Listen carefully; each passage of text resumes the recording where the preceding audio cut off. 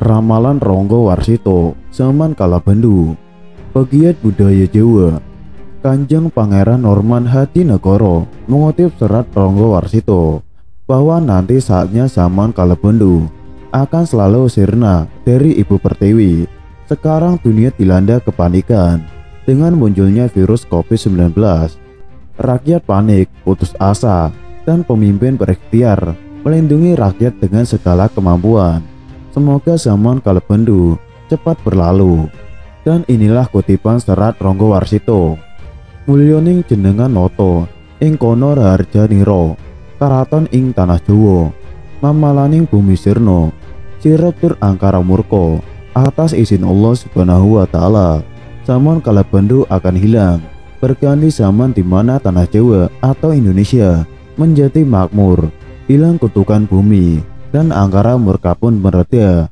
Marga sinapih rawuhnya noto kinaib sanyoto wiji-wijiling utama ing arana Narotama kang kapisan karanyo adenge tanpa sarana. Nagda makduming Srinoto sonyo rote kedatonyo. Kedatangan pemimpin baru tidak terduga seperti muncul secara gaib yang mempunyai sifat-sifat utama. Lire sepi tanpa ngrame, ora ono koro-koro. Tuk masih keneker sukmo kasampar kasandung roto keh wong ketambihan iko. Karsaning sukmo kinaryo salin alamnyo jumeneng Sri Pandito. Datangnya tanpa sarana apa-apa, tidak pernah menonjol sebelumnya. Pada saat masih muda, banyak mengalami halangan dalam hidupnya yang oleh izin Allah Subhanahu wa Ta'ala akan menjadi pemimpin yang berbudi luhur.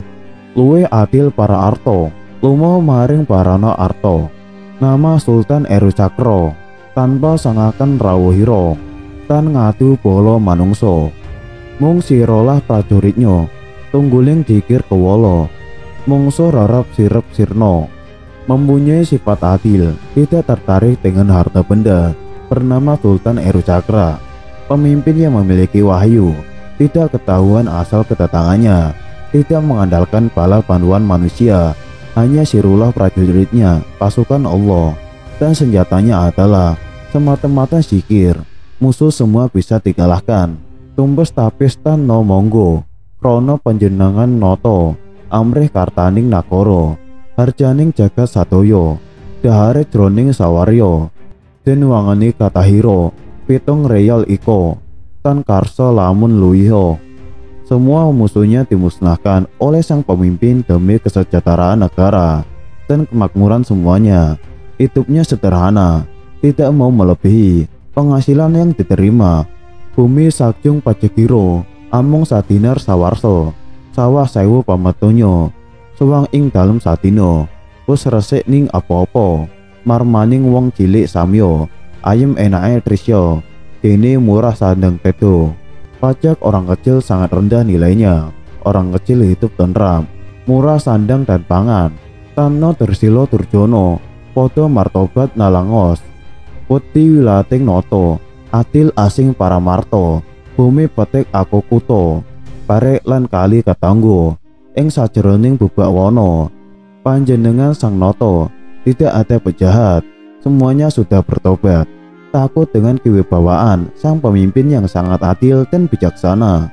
Pada masa pemerintahan Sri Suhunan Pakubuwono IV, Raden Mas Subagio yang memerintah Kasunanan Surakarta pada tahun 1788 sampai 1820.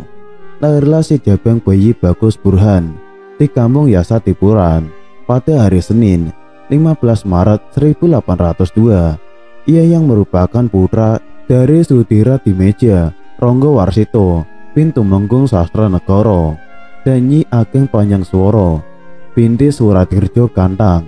Itu kelak bakal dikenal dengan Raden Ngabahi Ronggo Warsito, sang pujangga pamungkas dari Surakarta. Pada masa kecilnya, Bagus Burhan yang selama 4 tahun diasuh kakeknya Yasa Tipuro dan selama 8 tahun diasuh Tanujaya. Itu dikenal dengan bocah bengal. Tidak heran bila ia suka bersambung jago hingga menjual 2 kuda untuk taruhan di arena sabung ayam. Namun konon sikap bengalnya itu berubah membaik seusai mengikuti nasihat Kiai Imam Besari untuk melakukan riyadah di Sungai Gedung Watu. Bahkan seusai melakukan riyadah, ia diangkat sebagai batal Imam Besari. Seusai mencerap ilmu dari Imam Besari, Bagus Burhan melakukan lelono broto untuk mendapatkan ilmu pengetahuan dari banyak guru. Melalui penyembahan Buminoto, ia mendapatkan ilmu kanuragan, kadigdayan, dan jaya kawijayan.